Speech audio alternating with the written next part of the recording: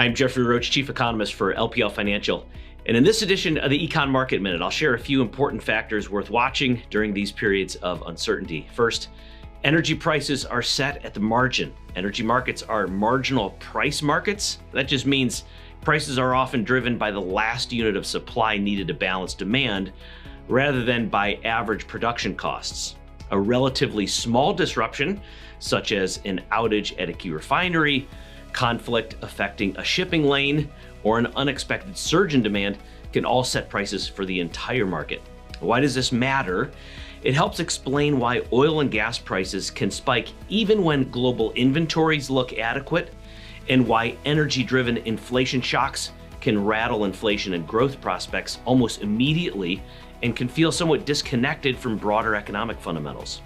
Second, energy is both a growth input and an inflation catalyst. Energy is unique because it simultaneously is a key input for economic growth, fuel, electricity, transportation, and a direct driver of inflation. So rising energy prices can boost headline inflation quickly, while also acting as a tax on consumers and margins for businesses.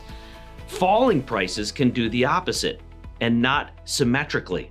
So the latest reading we have on inflation is from the March CPI report, and excluding food and energy, that's the core number, inflation rose 2.59% from a year ago. Now, this was not a surprise that it was a little bit of an uptick from last year, but we need to be careful about the second order effects from the oil supply crisis. We expect inflation to ease later this year, but since inflation is running on the hotter side, we expect the Fed to keep interest rates unchanged for the next several meetings as long as the labor market holds. Third, natural gas expected to overtake petroleum in 10 years.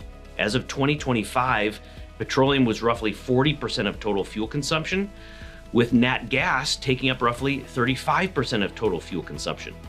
In the next several years, we could see a rotation between these two types, according to the EIA, and the key takeaway from the outlook is total energy consumption remains largely flat, with greatest growth in the purchased electricity sector, as data center loads are the dominant driver of long-term electricity growth. Now that's all for now. If you want more insights on global market trends, follow us on social media and take care.